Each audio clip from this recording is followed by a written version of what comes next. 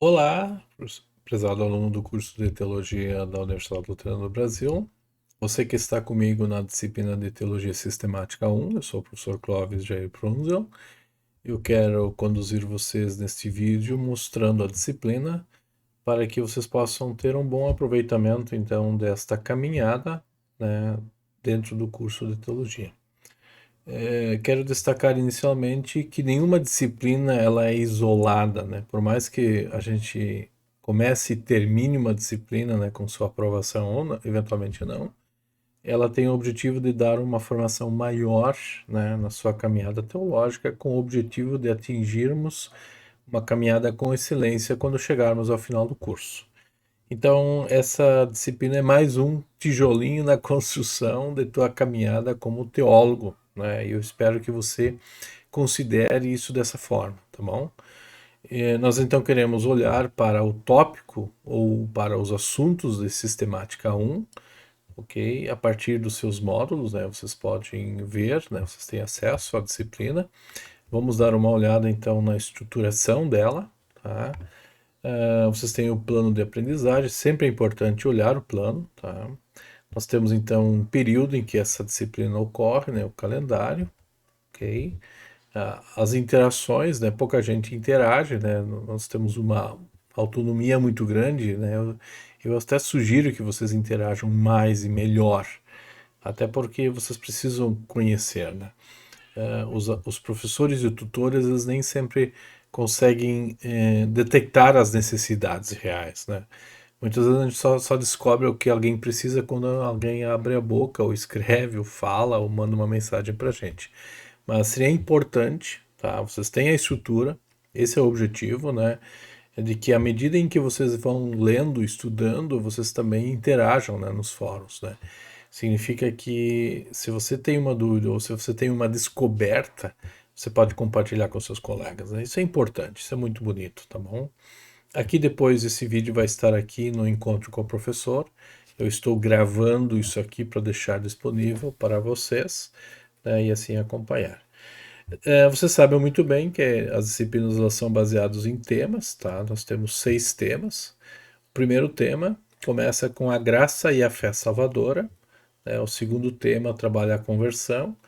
O terceiro tema trabalha então com a justificação pela fé, ok? Depois, a segunda parte da disciplina, quarto e quinto, sexto temas, trabalham com os sacramentos, tá? E fala do batismo e da Santa Ceia. E assim nós concluímos a disciplina. Ela é muito breve, muito rápida, mas ela trata do cerne da teologia, digamos assim, o ponto de referência, né, o ponto de apoio que o teólogo tem para testemunhar da obra de Deus continuada em nosso meio. Vamos rapidamente então conversar sobre os assuntos, os temas e destacar então as atividades que vocês precisam fazer nessa disciplina para serem aprovados, tá bom? Quando nós olhamos para a história bíblica, e aqui nós não estamos fugindo do parâmetro bíblico para determinarmos o nosso conteúdo, nós precisamos saber que Deus luta contra Ele mesmo. Né? Deus não luta contra Adão e Eva, nem contra Moisés, nem contra Abraão, Davi ou contra você e eu. Né? Deus tinha dito para Adão e Eva no Jardim do Éden que se eles comessem da árvore proibida, do fruto da árvore proibida, eles iriam morrer. Sim, isso nós sabemos as consequências, tá? A doutrina do pecado, o ser humano, como nós aprendemos em sistemática, Introdução à Teologia 1, continua presente e nenhum ser humano vai resolver isso, e nem consegue. Mas Deus resolve isso. Né? Então, se Deus disse que o ser humano ia morrer, a promessa que Deus faz a Adão, que o próprio Filho de Deus iria salvar o mundo. Então, a graça e a fé salvadora começam com essa promessa também. No fundo, é Deus lutando contra Deus, tá? Não Deus nos envolvendo, tá? Deus é que luta contra si mesmo.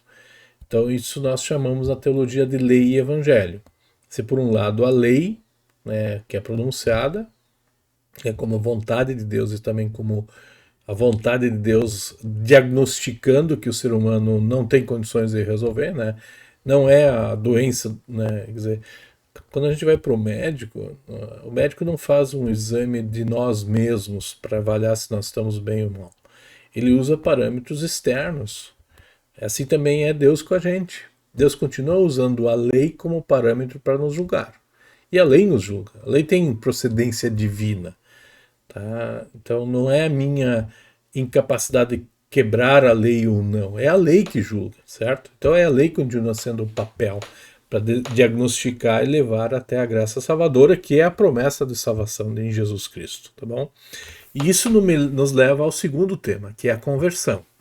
Ok, a conversão ela é me comunicada, ela é me dada, ela é me informada, né? Deus não perguntou para Adão e Eva se Adão e Eva queriam se salvar depois que se esconderam, né? Que perceberam a sua quebra da lei, né? Quem detectou que Adão e Eva pecaram é a lei, não é Adão e Eva. Eles se escondem porque eles sabem que eles quebraram a vontade de Deus. Então é a lei que faz o diagnóstico, não é o esconder-se de Adão e Eva. Por isso a conversão nada mais é do que Deus mudando de opinião sobre Adão e Eva, a ponto de ele fazer a promessa. Tá? Então a conversão nada mais é que o ser humano aprender a olhar para fora de si, não para dentro de si, e fazer um exercício interior. Obviamente que a promessa de Jesus Cristo dada a Adão e Eva é em favor deles, não é contra eles. Então, lei e evangelho significam que Deus tem nas suas mãos a situação do ser humano. Então, por um lado, a conversão é uma obra de Deus, exclusivamente dele. Por outro lado, Adão e Eva sentem as consequências disso, de como Deus muda de opinião sobre o próprio Deus, certo? A lei diz, né, vocês vão morrer e continuam morrendo. Né? Nós ainda, como descendentes de Adão, estamos nessa morte. Tá? E isso é importante, mas Deus também promete salvação, é o Evangelho. Então a conversão, antes de qualquer iniciativa humana, antes de você dizer, olha, no dia tal eu me converti, eu posso dizer isso, não é problema. Ninguém de nós aqui é um pedaço morto, nós somos vivos, tá? Né? Adão e Eva, no momento que Deus foi conversar com eles, perceberam o quanto Deus mudou de opinião sobre eles, tá bom? E exatamente é isso que o teólogo faz, mostrar para o mundo como Deus faz, né? E aí nós vamos para o terceiro tema, que é a questão da justificação. A justificação, a fé não é uma obra nossa, por mais que a gente possa dizer que eu tenho fé. Na realidade, eu prefiro cantar, né? A minha fé, Senhor, ponho em teu grande amor. Quer dizer, qual é o objeto da minha fé? Então, quando a gente trata da justiça feita pela fé, ela é me dada gratuitamente. Nós não podemos transformar a fé mais numa obra humana, por mais que eu tenho fé, eu posso dizer eu tenho fé, mas isso não me salva. Tá? Me salva quem? Bom, essa é a primeira parte da disciplina aqui. Então vocês observem que nós temos aqui, agora nós reduzimos, né? Nós temos apenas uma atividade avaliativa, a AP1, que vale 0,5, que é uma atividade discursiva, onde vocês vão analisar a conversão como uma obra divina e obra humana, né? Lembra que vocês viram? Aí vocês têm a AP1 objetiva, que é uma prova com questões, né? Onde vocês vão mostrar se vocês conseguiram ler e entender o texto, certo? E a AP1 tem esse caráter, então, de avaliar a leitura objetiva, tá bom? E aí nós encerramos a primeira parte da disciplina. Agora nós vamos para a segunda parte da disciplina, que é uma sequência, tá? Se por um lado a conversão é, antes de tudo, uma mudança de Deus sobre nós, que isso nos é dado, eu preciso, então, me certificar disso. Os sacramentos e a definição de sacramento, né, ou aquilo que Cristo faz em meu favor, continua sendo uma prescrição bíblica. Então, por exemplo, batismo e ceia, que vão ser tratados aqui, não são obras minhas, são dádivas de Deus, para me dar certeza de que eu estou salvo. Tá? Então, por exemplo, isso é importante na definição de sacramentos. Sacramentos não é um sinal da igreja de que ela é eleita por Deus. Não, a eleição ocorre fora. Tá? É o primeiro tópico, né? Batismo, né? O sacramento do batismo. Né? O apóstolo Paulo diz que nós morremos e ressuscitamos em Cristo. No pensamento medieval, você, quando era batizado, entrava na igreja. Na verdade, nós entramos no corpo de Cristo. Bom, o que é uma coisa espiritual? Aquilo que nasce do Espírito Santo. Não é espiritual no sentido anticarnal. Clóvis é feito de carne e osso e de espírito. O espírito que foi dado lá em Gênesis 1, na criação, é o espírito com E maiúsculo. E quando nós somos incorporados na igreja de Cristo, nós nos tornamos espirituais, como obra do Espírito Santo. É o próprio Deus que está trabalhando em nosso favor, não é o Clóvis. Isso me consola e me conforta porque eu tenho segurança disso. A segurança é que eu sou do Senhor. É Ele que faz as coisas por mim. E isso acontece no batismo. Claro que quando eu sou batizado, o Clóvis, a natureza humana, né, aquilo que Paulo diz, né, que eu conheço o bem que eu devo fazer, não consigo fazer. Tanto é que eu continuo mortal. Tá? Sob Adão e Eva eu ainda estou sujeito à morte. E até agora ninguém sobreviveu, com exceção de alguns que Deus levou direto para o céu. Né? Então nós somos batizados porque nós entramos no corpo de Cristo, não porque eu decidi fazer alguma coisa. Claro que eu posso dizer assim, hoje, dia tal, eu fui batizado. Não tem problema. Tá? Nós não somos pau e pedra, certo? Nós somos pessoas de carne e osso, que precisam ouvir e ser consolados pela palavra de Deus. Certo? O batismo é um consolo. Se eu sou batizado, significa que Deus me salvou. Ou como diz Pedro, usando a história do dilúvio. Pedro diz que Noé foi salvo não porque ele creu, mas porque ele estava na arca. E Deus lacrou, Deus fechou a arca por fora. Certo? A água do dilúvio não podia, né, por mais que as intempéries do dilúvio ocorreram. Então Deus é que salvou. Certo? Deus está consolando Noé e seus familiares a ponto de estarem consolados. É exatamente isso. O batismo para mim é certeza de que Deus não me abandona. E é isso que Paulo diz, isso que Pedro repete.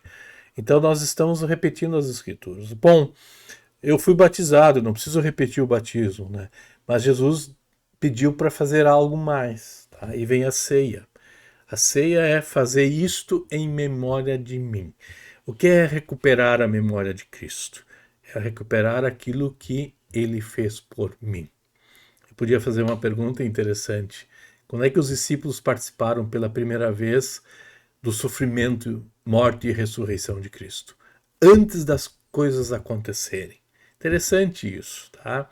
A celebração da ceia na quinta-feira, aliás, na verdade já era sexta, tá? Para o judeu, o dia começa às 6 horas da tarde. Os discípulos participaram da ceia que eu hoje participo antes dos acontecimentos. Eu participo da ceia lembrando o que já aconteceu. A anamnese, como alguns vão dizer, é trazer do passado ao presente aquilo que se fez. Então, ao participar da ceia, aquela morte em meu lugar, né, é me dada e é me garantida, né? E eu gosto muito da ideia que vem da igreja antiga. A Santa Ceia é o antídoto da minha mortalidade. Quer dizer, ao participar da ceia eu me torno imortal. Por quê? Porque Cristo está lá. Só Cristo não vai me deixar no corpo. Aliás, o que aconteceu com Cristo? Páscoa, ressurreição.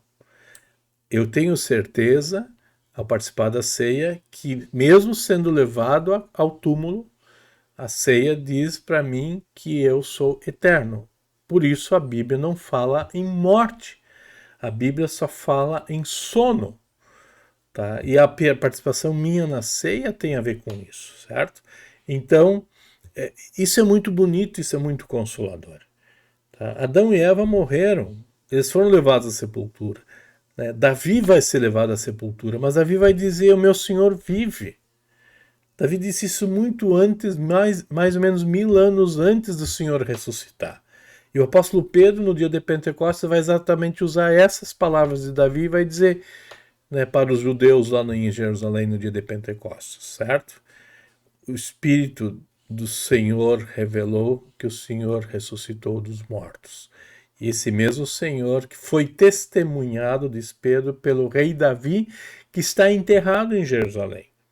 Esse rei confere que Cristo, ou já testemunhou que Cristo ia ressuscitar. E Pedro, no tempo de Pentecostes, dá essa certeza. E é exatamente isso. Nós celebramos o Pentecostes para percebermos que as promessas de Deus continuam válidas, certo? Que Deus cumpre as suas promessas. Esse é o acordo que Deus faz com Adão e que vale para mim e para vocês. Jesus Cristo é a salvação. E Jesus Cristo é-me dado nos meios da graça. Por isso nós administramos as coisas de Deus em favor das pessoas. Isso o teólogo faz, né? Então vocês estão percebendo nessa disciplina de sistemática 1 o quanto ela é importante para nós entendermos o nosso papel no mundo. Nós não estamos falando de nós. Nós não estamos dando testemunho do que nós vamos fazer e deixar de fazer. Não é uma questão ético-moral, é uma questão teológica, tá? Ligado então aos temas, vocês então têm as atividades avaliativas, as atividades práticas 1 e 2, né? Entre a primeira e a segunda semana nós temos a atividade prática 1, aí depois nós temos a AP1, questões objetivas, certo? Depois nós temos, entre a quarta e a quinta semana, a segunda atividade prática, né? São 2, tá? Antes eram 4, agora são 2. E depois nós temos a AP2, certo? A AP2, então, avalia os temas 4, 5 e 6, certo? Ok? E uma novidade, né? Vocês estão vendo aqui o link para a avaliação AS. Sempre lembrando que as provas vão ser feitas no Polo, tá? Mas o bom é que vai estar no ambiente virtual, na sala de aula, para vocês acompanharem, né, o desempenho. Eu também vou ter acesso, os professores terão acesso às notas da AS e da F, eventualmente, tá? Justamente para a gente poder estar mais próximo de vocês, tá bom? Então esse é o novo ambiente virtual, tá? Eu volto aqui à página inicial da disciplina de Sistemática 1. Eu espero que esse vídeo tenha sido útil para você, a olhar para os tópicos de tal forma que você possa caracterizar o estudo sistemático da teologia para um melhor desempenho como um teólogo futuramente, se Deus quiser. Um abraço cordial, que Jesus continue presente, como através dos meios que ele disse, tá? Não é na fé, mas dos meios que ele disse. A minha fé se agarra a isso, como a gente disse aqui, e isso nós aprendemos nessa disciplina de Teologia Sistemática 1. Bons estudos e até qualquer momento. Um abraço cordial.